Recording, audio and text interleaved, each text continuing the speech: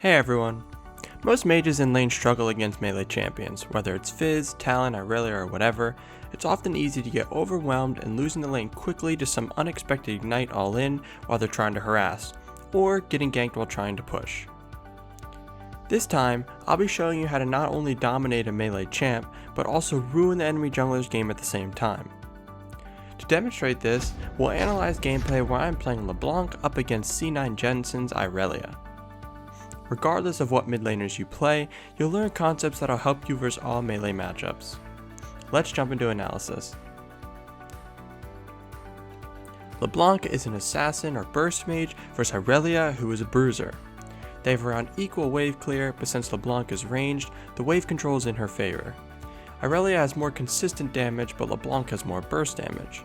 So IRELIA wants to look for trades when LeBlanc's W is down, hit her with a stun, and chunk LeBlanc hard enough to force her out of lane. LeBlanc, on the other hand, wants to be looking to harass IRELIA whenever she goes for CS, which means she needs to be pushing the lane or the minions will do too much damage to her. So let's make a game plan to play around this. Mission 1. Push the wave with autos. This will be easy as LeBlanc is ranged, so if IRELIA tries to push for whatever reason, LeBlanc can just get a ton of free auto attacks on her. Mission 2. Build up a big wave. This ties in with Mission 1, but by pushing with auto attacks, the wave will push slowly and build up into a big wave. Mission 3. Harass when IRELIA goes for CS. Now, since there will be a lot of minions on the tower to last hit, we should have plenty of time to harass, while also having a big wave to defend us if IRELIA goes aggressive. Alright, let's get into the gameplay. As the lane starts, the first thing I need to be thinking about, as always, is how do I start Mission 1. And for this game it's simple, since it's a range vs melee matchup, I don't have to do anything crazy to get the push lead, as IRELIA will just last hit with her Q or E to grab CS, then she'll back off. So with my ranged advantage, I don't need to use any mana to get the push. I see countless players using mana immediately when they want to push the wave, but there's no need at level 1. Autos would be enough to slowly push and build up my wave. Anyway, this first bit of harass I'm going to get onto IRELIA is very similar to other melee matchups where both players let the first melee minions get low, then kill them all with one ability. I know he's going to use his Q or E to get them, so I'm going to use my W to get harassed plus all three of the minions at the same time. You could do the same thing with any AoE spell, TF red card or Syndra Q, etc. Now I'm just going to go back to last hitting since the wave will naturally push towards Jensen. Let's take a moment to talk about what your thought process should be when going for a push. Most players are naturally worried about getting ganked early if they're pushing right away. The answer to dealing with this is the same as always: track the enemy jungler. In this case, we can see the enemy Kindred ganking top while my Taliyah is ganking bot. It's so early into the game that the buff camp is up on both sides, so they'll likely stick around splitting the map and invading, so I should just hug bot side to stay safe. If Kindred didn't show, I'd ward the opposite scuttle to where my jungler is, for best chance of getting eyes on Kindred and still hug bot side in this case. Anyway, I know he started with E, which will be his only way to get CS without taking harass. So once he uses that, I start positioning more aggressive when he's looking to get a last hit, so if he does go up for it, I can punish with harass.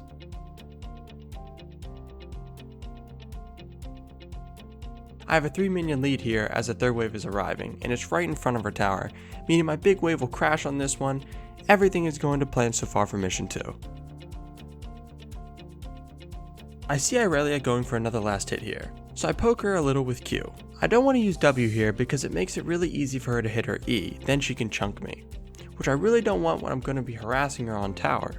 Note that I'm still playing on the right near my Taliyah and away from their Kindred on the left. We can see IRELIA use her E to score CS right here, which is usually going to be my trigger to go in with my W harass. So why do you think I didn't go in for harass this time?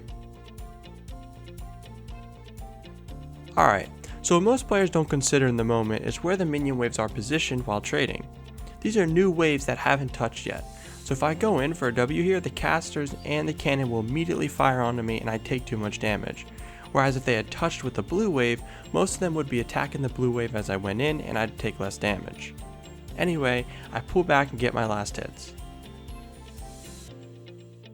IRELIA uses her E to grab these two minions, which gives me another window to punish or zone her off CS, so since this wave is crashing, I throw a Q on her for two reasons: for poke, and so she knows that if she goes in, I'll pop my mark on her as well. where she goes for the last hit, and right before my W hits, my Q falls off, which makes the trade not as good as it could have been. She hits me with her stun, but since I have the big wave behind me, if she goes in, she'll end up losing this trade. I'm sure you're wondering though, if she would lose the trade, why not let her jump to you and bait her? The answer for that is I know Kindred is topside around our wolves and our Grom, so she could be looking for a mid gank. It's pointless to get into a big trade with IRELIA if my jungler isn't here to back me up. I go back to last hitting while also waiting for my W to come back off cooldown, since like I said before, IRELIA's only window to kill LeBlanc is when her W is down. The wave is crashing, so this is when I'll look for HARASS. She gets too greedy and too close to the wave after she misses her stun, so I hit her with Q and E and an auto attack which brings her to 50% health. It would have been more, but she used W for the damage reduction. This is a huge opening now to punish her because without her W, she can't block half of my burst damage, so she should give up the rest of these minions. Luckily for me, Jensen gets greedy and goes for the minions even though his W was down, so I hit him with an auto, QW, and ignite, and he flashed to try to kill me before he dies, but that was also a huge misplay as I wasn't really close to dying. I want to clear the wave and recall, but Kindred shows up ganking me from topside, like I said she would, and my jungler is right here so I can just kite her over. I kite her towards my jungler and we start chasing her, but since I'm really low and I don't want this wave to freeze, I start focusing on clearing the wave while watching if my jungler catches Kindred or not. Once she catches her, I move over and help her secure the kill. This is a great example of how you can win both mid and jungle at the same time if you are winning lane as the aggressor, but able to do so safely and not die into ganks in the process. While it's true that this is more easily done in range versus melee matchups when you have a dash like LeBlanc and Lissandra, I'd still be pushing in a similar way even as Orianna, but I'd be actively warding and playing further back when not harassing. Even if we didn't score the kill onto the Kindred, I'm still drawing jungle attention in my lane, leaving my team space to lane gank free. Anyway, I have no mana and I really need the wave to push, so I spam ping my jungler to come help me push the wave, then I recall. As I get back to lane, I saw IRELIA head towards bot side, so I drop my pink in the river brush, then cautiously walk towards our red buff. IRELIA comes out of the brush and hits me with her stun. I can't take this fight for two reasons. One, my chain is down from last hitting with it under tower when I got back to lane, and two, if I use W on her, she can just Q onto me and auto attack me to death. Remember, a burst mage like LeBlanc wins short trades and IRELIA wins extended trades. Since I have no tower or any backup, I need to just let her walk away. Now I walk back to lane and go back to last hitting. The wave is pushing to me, but IRELIA is really low on mana. If I start pushing the wave towards her, she will recall and make it back in time without missing too much CS since LeBlanc has really low wave clear. So I'm gonna freeze instead. I've gotten my lead from acting on the first 3 missions, now I want to snowball. With a freeze, I can assert my dominance onto the lane by putting her in a really tough position because she can't push the wave in and reset it with no mana, and if her jungler comes and my jungler is also there, we win 2v2 really hard. But if I got back to lane and the lane was reset, I would have no choice but to push it into her tower as she's not going to push it at all and it would naturally push to her since I'm ranged.